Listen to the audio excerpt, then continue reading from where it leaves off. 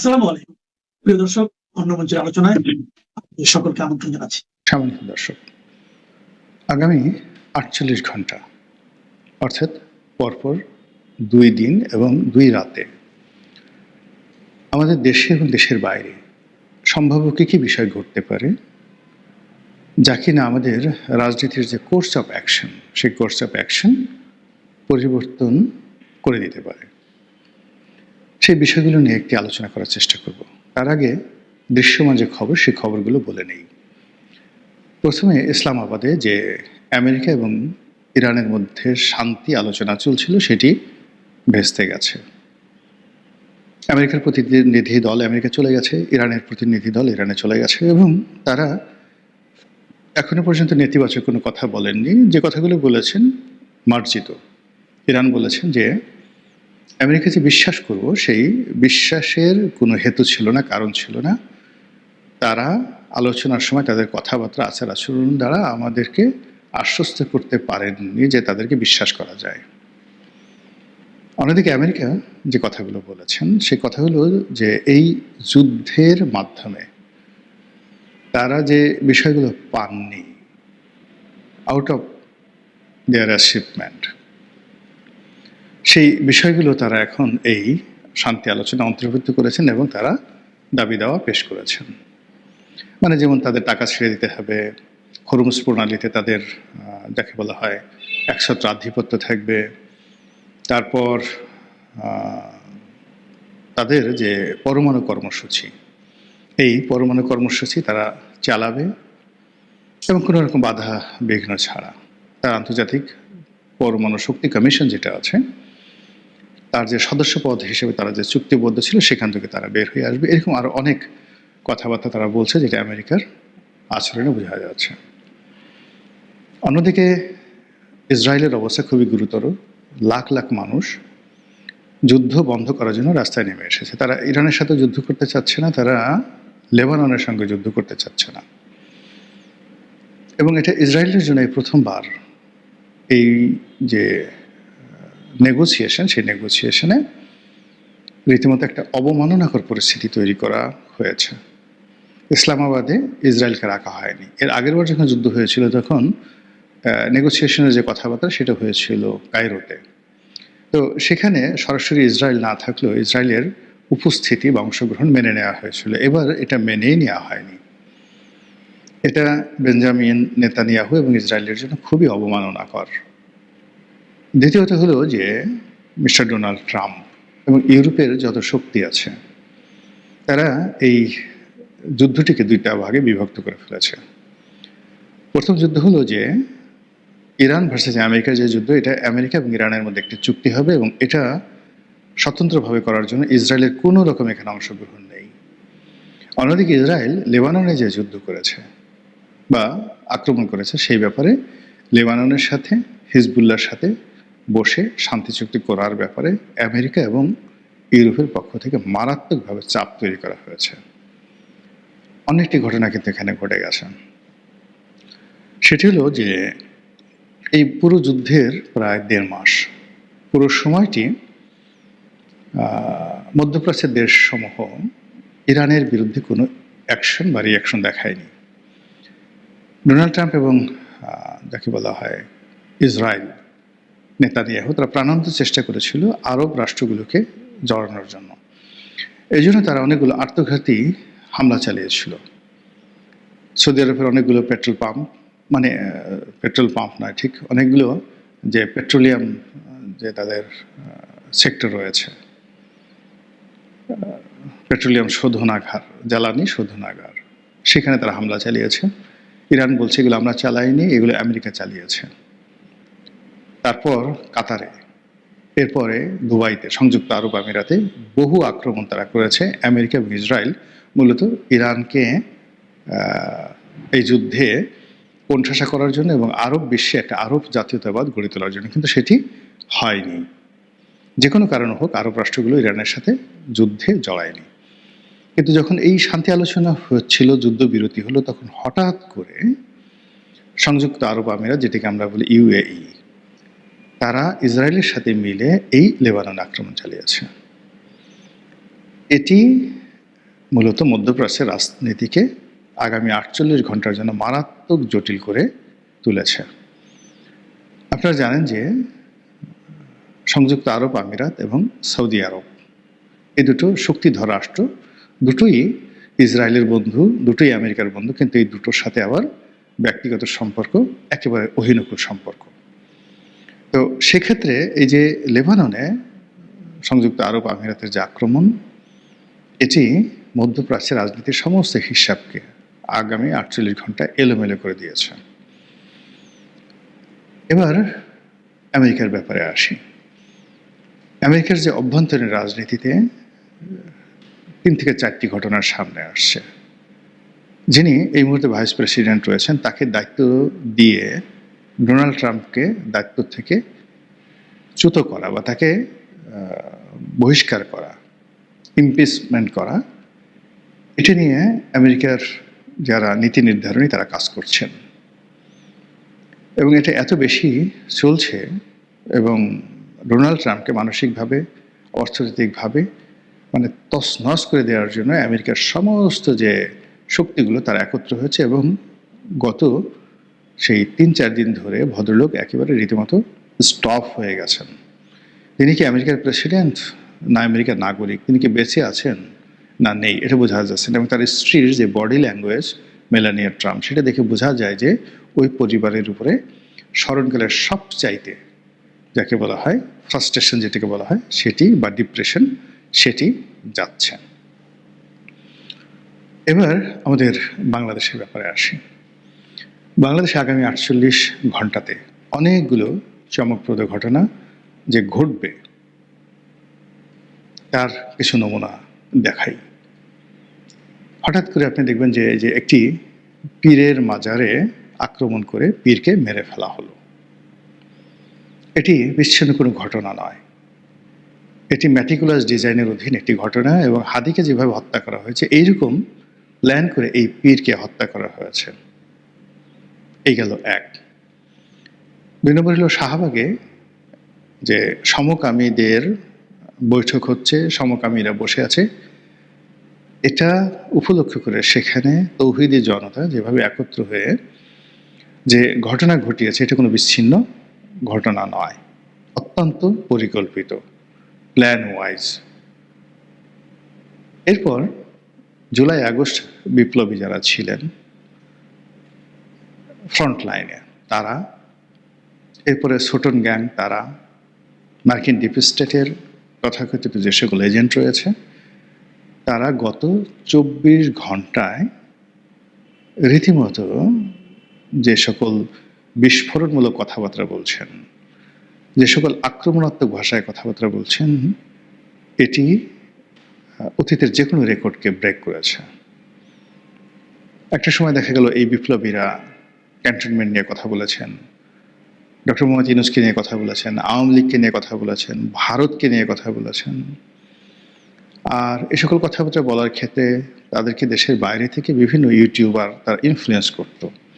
কিন্তু এইবার কোনো ইনফ্লুয়েন্সার নেই, কোনো ইনফ্লুয়েন্সাররাও কোনো কথাবার্তা বলছে না, কিন্তু দেশের ভিতর থেকেই বিভিন্ন জনে যারা রাজনীতির পোর্টফোলিওতে আছেন, পদ পদবিতে আছেন, তারা বিভিন্ন যে ছাত্র সংসদ রয়েছেন সেই ছাত্র সংসদের যারা নেতৃবৃন্দ রয়েছেন তারা অসাধারণ কতগুলো শব্দ প্রয়োগ করে ইঙ্গিতপূর্ণ কতগুলো কথাবার্তা বলে সরকারকে রীতিমতো তারা লাল কার্ড দেখাচ্ছেন।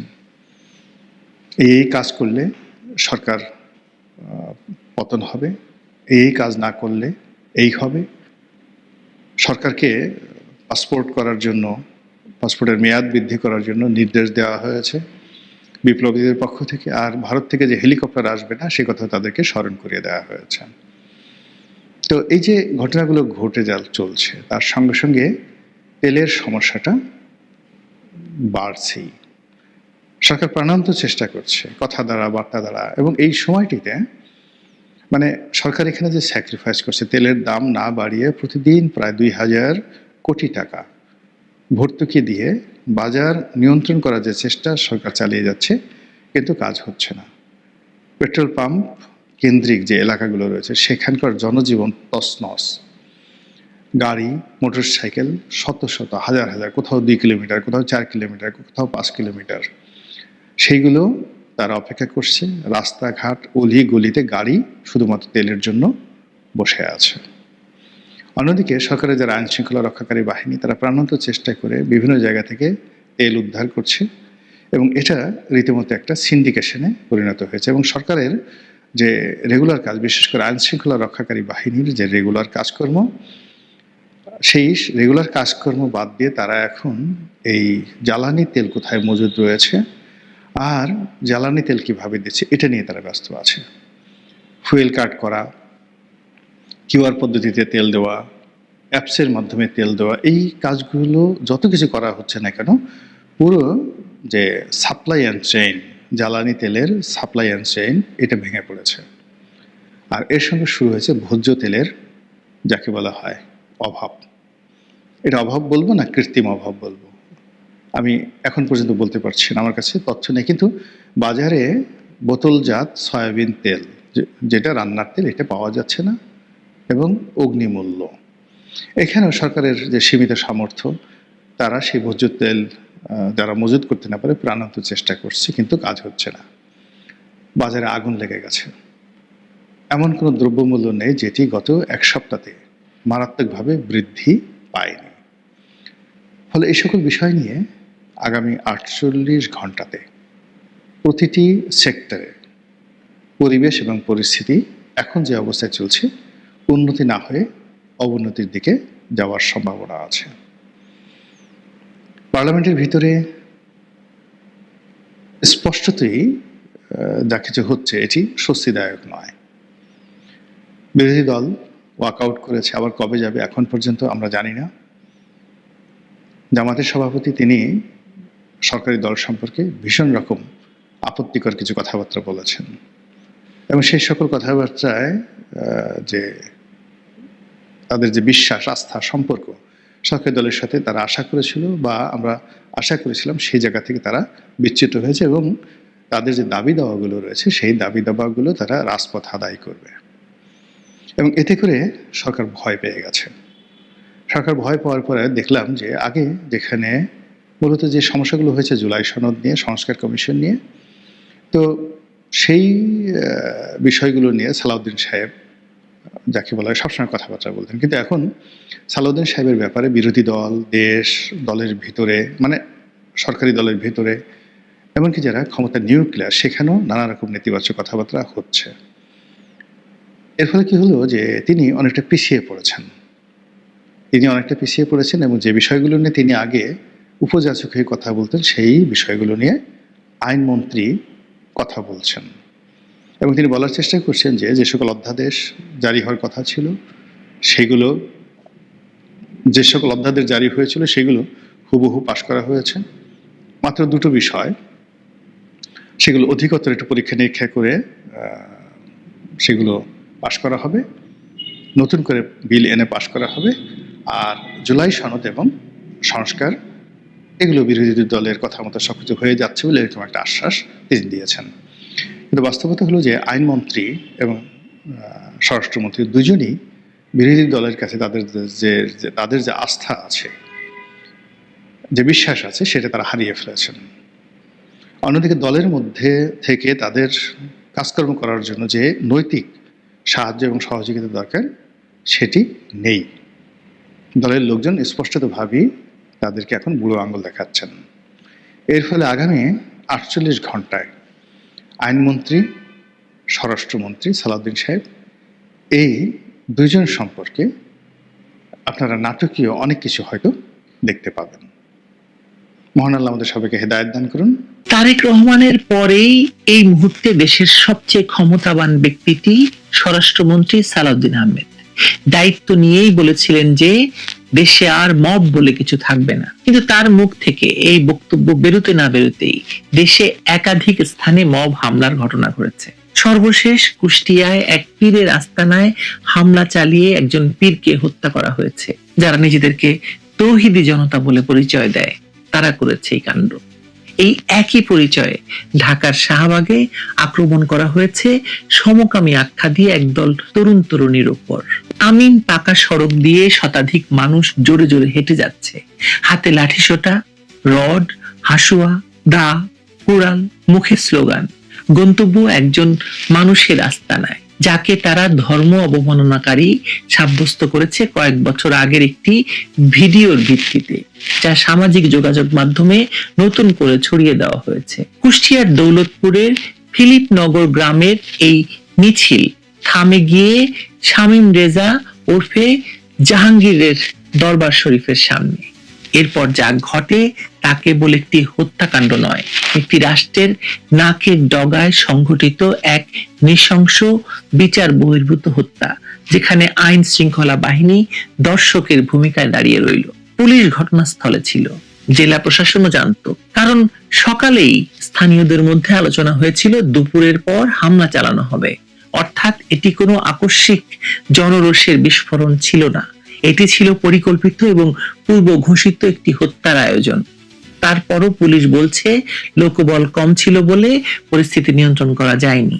এই লোকবল কম যুক্তি বাংলাদেশের মব সহিংসতা ঠেকাতে না পারার সবচেয়ে জনপ্রিয় অজুহাতে পরিণত হয়েছিল ডক্টর মোহাম্মদ ইউনূসের আমলে, যা আসলে রাষ্ট্রের ইচ্ছা শক্তিহীনতার সরকারি স্বীকারোক্তি।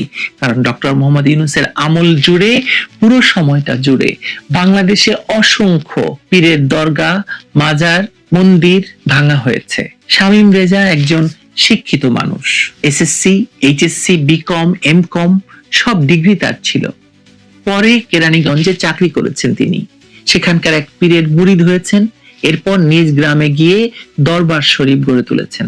2021 সালে ধর্ম অবমাননার অভিযোগে মামলা হয়েছিল তার বিরুদ্ধে, গ্রেফতারও হয়েছিলেন তিনি, কারাগারে ছিলেন দীর্ঘদিন। রাষ্ট্র তখনই বিষয়টির আইনি নিষ্পত্তি করতে পারত, কিন্তু করেনি।